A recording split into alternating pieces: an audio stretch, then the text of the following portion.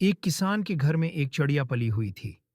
वो इंसानों की बोली जानती थी और जो कुछ देखती थी वो बयान कर देती थी। किसान उसको बहुत पसंद करता था और वो भी किसान के घर में बहुत खुश थी। एक बार किसान का एक दोस्त अल्लाह बख्श दूसरे गांव से इसके यहाँ आया। असल में अल्लाह बख्श ने अपने दुश्मनों से डर कर किसान के यहाँ पनाह ली थी। किसान ने चिड़िया को समझा दिया, अगर कोई पूछे भी कि तुम्हारे यहाँ कोई मेहमान आया हुआ है तो इकरार मत करना। अल्लाह बख्श के दुश्मनों को अंदाजा था कि वो कहाँ छिप सकता है। चुनांचा वो किसान के घर पहुंच गए और चिड़िया ने उनको बता दिया कि अल्लाह बख्श हमारे यहाँ आया हुआ है। अब क्या था, दुश्मन घर में घुस आए और अल्लाह बख्श को खींच कर ले गए। किसान को चिड़िया पर बहुत गुस्सा आया। उसने चिड़िया को मारकर घर से निकाल दिया। चिड़िया मारी मारी फिरती रही। उसको बेवफा समझकर किसी इंसान ने अपने घर में नहीं रखा।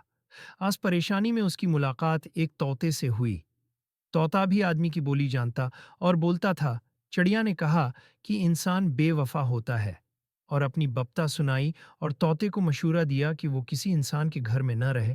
तोते ने बड़े एतमाद से कहा, जिंदगी गुजारने के लिए अक्ल से काम लेने की जरूरत होती है। मैं तुम्हें उसी किसान के घर में रहकर बताऊंगा।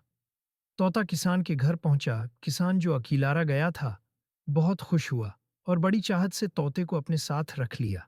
दोनों आराम से रहने लगे। किसान जो कहता, तोता उसे दहराता, लेकिन जो कुछ देखता उसे मुन्ना से नहीं निकालता। एक दिन तोते को चिड़िया मिली तो उसने तोते से हाल अहवाल पूछा। तोता बोला, अल्लाह का शुक्र है, बड़े आराम से गुजर रही है।